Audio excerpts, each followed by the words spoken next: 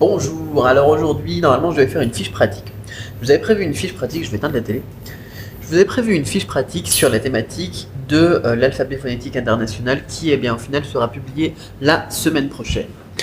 Et mais je n'ai pas envie de ne pas faire de vidéo sous le prétexte que je suis dans un autre pays que celui que je suis dans lequel habituellement. D'accord? Donc, on va parler quand même de quelque chose. Voilà, si j'arrive à vous poser. Voilà, on va mettre droit. Ça a l'air bien comme ça. Voilà. J'espère que je suis bien cadré, j'en sais rien du tout parce que je vois pas, j'ai pas d'écran sur cette truc ici. D'accord? Alors, j'avais envie de vous parler de la mémoire. Voilà, aujourd'hui, puisque c'est moi qui parle de ce que j'ai envie, parce que c'est complètement hors sujet, parce que je suis au Laos, eh bien on va parler de la mémoire et je vais vous expliquer quelque chose. Je crois que je suis un petit peu de travers. C'est pas grave, sinon je suis un peu perfectionniste là pour ça, mais c'est pas grave. Sinon c'est un trouble obsessionnel convulsif. Enfin bon, la mémoire a besoin de concret, d'accord? En chinois, les gens me disent tout le temps, t'es un génie, et t'as un don. Voilà, c'est comme ça, c'est de la magie, il n'y a rien de... Non, c'est de la méthode, j'en ai déjà parlé, d'accord? Et la mémoire, c'est ce qui va être essentiel pour l'apprentissage du chinois. Pourquoi? Parce que en chinois, la vraie difficulté, ça va être la mémorisation des caractères, d'accord? Et je vais vous expliquer un petit peu comment est-ce qu'on peut apprendre des choses concrètement, visualiser les choses, des choses qui nous sembleraient un petit peu abstraites, comme par exemple un caractère chinois, d'accord? Et pour ça, j'ai envie de vous donner des exemples. Par exemple, comment est-ce que j'ai mémorisé mon numéro de sécurité sociale? Voilà, c'est quelque chose de complètement abstrait, quelque chose qui est complètement débile, et on se dit, voilà, c'est un numéro comme ça, je ne sais pas combien il y a de chiffres, un numéro de sécurité sociale, vous pouvez faire le compte, d'ailleurs, on va en parler juste après. Il y a des stratégies, il y a des logiques là-dedans, d'accord? Et bien, ça va être comme pour les caractères chinois. Par exemple, pour la sécurité sociale, eh bien, vous savez que le premier chiffre, c'est si vous êtes un homme ou si vous êtes une femme. Si vous êtes un homme, c'est 1. Donc, je peux retenir le premier chiffre de mon numéro de sécurité sociale, c'est 1. Ensuite, c'est le mois de naissance, non, l'année de naissance, d'accord? Pour moi, c'est 87. Ensuite, c'est le mois de naissance, donc j'ai déjà deux chiffres. Ensuite, c'est le mois de naissance, donc moi, c'est 06, d'accord? Ensuite, c'est le département de naissance. Moi, je suis né dans le 95, ça vaut péripopette.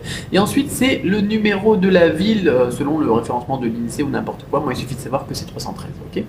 Donc, je connais déjà le 1, 87, 06, 95, 313, d'accord? Après, il reste trois chiffres arbitraires qui est dans l'ordre dans lequel vous êtes né par rapport aux autres personnes qui sont nées ce mois-ci dans cette ville-là, d'accord? Et ensuite, on a une clé de vérification de deux chiffres. Donc au final, si vous voulez retenir une quinzaine de chiffres de votre numéro de sécurité sociale, au final, vous avez à en retenir que 5, d'accord? 5, c'est le nombre qu'on a dans un code postal. C'est pas difficile à retenir ça, d'accord? Et même à partir de là, on peut faire des choses concrètes d'ailleurs. Par exemple, pour les 5 chiffres qui restent du code du numéro de sécurité sociale, on peut utiliser ce qu'on appelle des tables de rappel, par exemple. Le chiffre 1, ça correspond au D, au T.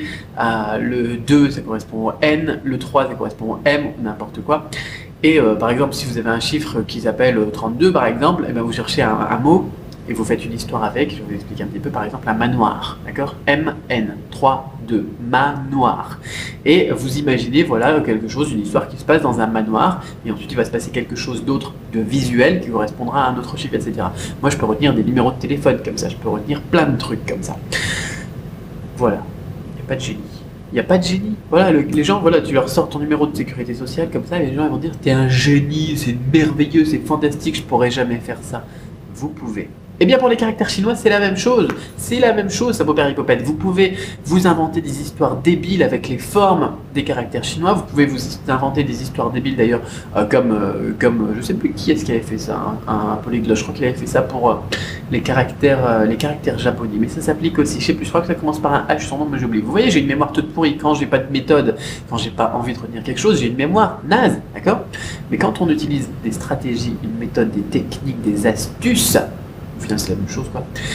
Pour quelque chose que vous voulez mémoriser, eh bien, on trouve toujours moyen d'y arriver. Et moi, c'est comme ça que j'ai appris mes 6000 ou je ne sais pas combien de caractères chinois je connais d'ailleurs actuellement. D'accord? C'est un niveau suffisant, en tout cas, pour me débrouiller dans la vie de tous les jours.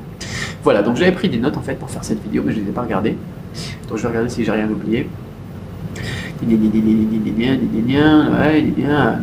L'étymologie, quoi, voilà. Si vous n'avez pas envie de vous faire des histoires débiles, et ben vous faites comme moi, l'étymologie des caractères. On voit la transformation du dessin jusqu'au caractère actuel. Et là, c'est très visuel et c'est super facile de retenir ça. Qu'est-ce que j'ai écrit encore? Il n'y a pas de génie, il n'y a pas de nom, il n'y a que de la méthode, des astuces que certains utilisent de manière innée ou sans s'en rendre compte. Voilà, en fait, il y a 3 catégories de personnes. Je fais super bien mes notes, moi. Il y a les intellos, les petits malins et ceux qui sont ni l'un ni l'autre. Voilà. Donc, cette catégorie de gens, et souvent d'ailleurs, ceux qui sont ni l'un ni l'autre, sont des gens moyens, médiocres ou légèrement en dessous, qui se disent qu'ils n'ont pas une bonne mémoire, tout simplement, alors qu'il leur suffirait simplement de passer dans la catégorie numéro 2, celle des petits malins, celle dont je fais partie, où on utilise des astuces consciencieusement, on utilise consciemment des astuces. C'est dur, hein, c'est dur, parce que là, moi, entre le chinois, l'anglais et le thaï ici, j'ai du mal à vous parler. Peu importe, revenons à nos poumons.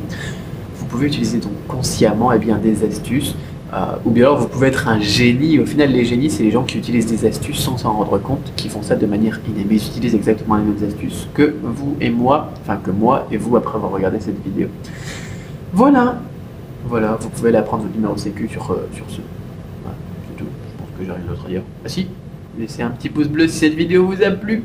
Et puis ça me confortera parce que justement, comme là je suis à l'étranger et que je suis sur la caméra et que je vais faire le montage vidéo avec mon iPhone, eh bien je pourrais pas vous envoyer le générique, vous dire abonnez-vous à la chaîne, suivez-moi sur Instagram, etc. Alors laissez-moi au moins un petit pouce bleu pour me dire que cette vidéo vous a été utile.